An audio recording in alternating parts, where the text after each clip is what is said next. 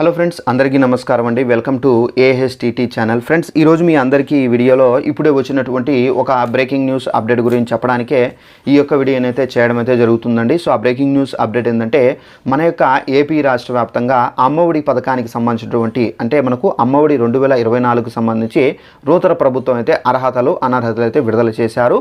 అయితే ఈ అమ్మఒడి పథకానికి సంబంధించి మనకు 15,000 రూపాయలు ఇస్తున్న సంగతి తెలిసిన విషయమే. అయితే ఇప్పుడు నూతన ప్రభుత్వం ఈ అమ్మఒడి అనే పేరును వేరే ఒక మనకు కొత్త పేరు పెట్టి ఈ 15,000 రూపాయలు అయితే ఇస్తున్నారండి. అయితే మనకు ఈ నూతన ప్రభుత్వం మన యొక్క సీఎం చంద్రబాబు నాయుడు గారు విడుదల చేసినటువంటి అర్హతలు ఏంటి, అలాగే అనర్హతలు ఏంటి, దానికి సంబంధించిన పూర్తి వివరాలు తెలియజేస్తాను. ఈ వీడియో మీకు నచ్చినట్టయితే లైక్ చేసుకుని ఛానల్ను సబ్స్క్రైబ్ చేసుకుని ఫాలో అవుతానండి. ప్రతి ఒక్క చిన్న ఇన్ఫర్మేషన్ ఏపీకి సంబంధించి తెలియజేస్తూ ఉంటాను. ఇక వివరాల్లోకి వెళ్దాము. మన యొక్క ఏపీ రాష్ట్ర వ్యాప్తంగా మనకు గత ప్రభుత్వంలో అమ్మఒడి పథకం ద్వారా ప్రతి విద్యార్థిని స్కూల్లో చదువుకున్నటువంటి స్కూల్స్లో ఎవరైతే పిల్లలు ఉన్నారో వారికి 15,000 రూపాయల చొప్పున అయితే వేస్తూ వచ్చారండి. అయితే ఇప్పుడు మనకు ఈ పథకాన్నే తల్లికి వందనం అని పేరు మార్చారు. అయితే ఈ తల్లికి వందనం అనే పథకం ద్వారా మనకు విద్యార్థులకు సంబంధించి ఉండాల్సినటువంటి అర్హతలు ఏంటి, అలాగే అనర్హతలు ఏంటి, దానికి సంబంధించి కూడా మీకు విడుదల చేశారు. సో దానికి సంబంధించి పూర్తి వివరాలు తెలియజేస్తాను. అయితే తల్లికి వందనం పథకం అర్హతలు అనర్హతలు. మొత్తం కుటుంబ ఆదాయము మనకు ఇక్కడ చూసుకున్నట్లయితే గ్రామీణ ప్రాంతాల్లో 10,000 ఉండాలి, పట్టణ ప్రాంతాల్లో 12,000 వరకు అయితే ఉండాలి. ఒకవేళ మించి ఉంటే మీరు అనర్హులు. అలాగే మొత్తం కుటుంబానికి గల భూమి 3 ఎకరాల కంటే తక్కువ మాగాణి లేదా 10 ఎకరాల కంటే తక్కువ మెట్ట లేదా రెండూ కలిపి గరిష్టంగా 10 ఎకరాల లోపు ఉన్న కుటుంబాలు మాత్రమే అర్హులు.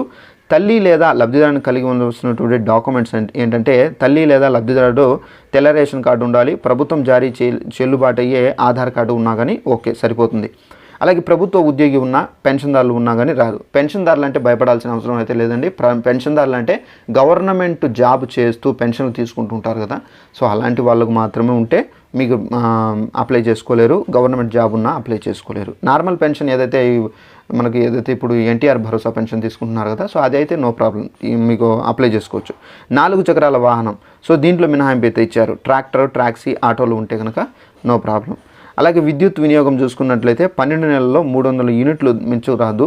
అలాగే మనకు ఆదాయపు పన్ను అంటే ఇన్కమ్ ట్యాక్స్ ఎవరైతే కడుతుంటారో వాళ్ళు అప్లై చేసుకోలేరు. పట్టణంలో ఆస్తి వచ్చేసి 1000 చదరపు అడుగుల కంటే తక్కువ స్థలం ఉన్నవారు అర్హులు.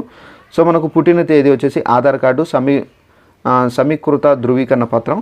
బ్యాంకు ఖాతా వివరాలు చూసుకున్నట్లయితే తల్లి లబ్ధిదారు యొక్క గుర్తించబడిన గార్డియన్ యొక్క బ్యాంకు ఖాతా ఆధార్తో అనుసంధానించబడిన ఉపయోగంలో ఉండాలి. అలాగే మనకు హాజరు వచ్చేసి 75% పెట్టారు. అధికారిక ఉత్తర్వులు వచ్చిన తర్వాత అర్హత ప్రమాణాలు మారే అవకాశం అయితే ఉంటుందని చెప్పేసి కూడా అయితే చెప్పడం అయితే జరిగింది. సో ఇదండి మనకు అర్హతలు అనర్హతలు. సో మనకి ఏంటంటే మళ్ళీ ప్రభుత్వం ఏమైనా రూల్స్ చేంజ్ చేసినా కానీ మీకు తప్పనిసరిగా తెలియజేస్తాను. సో మనకు ఈ తల్లికి వందనం అనే పథకం ద్వారా 15,000 రూపాయలు ప్రతి ఒక్క విద్యార్థికి, అంటే ఇంట్లో మనకు 2 3 వేస్తారండి. సో ఇది మనకు ఈ పథకానికి సంబంధించి వచ్చినటువంటి ఇన్ఫర్మేషన్ అయితే ఇది. ఈ వీడియో నచ్చినట్టు లైక్ చేసుకొని ఛానల్ సబ్స్క్రైబ్ చేసుకోండి. ఇంకా ఏమైనా అప్డేట్స్ తెలియజేస్తూ ఉంటాను. Thanks for watching this video. All the best.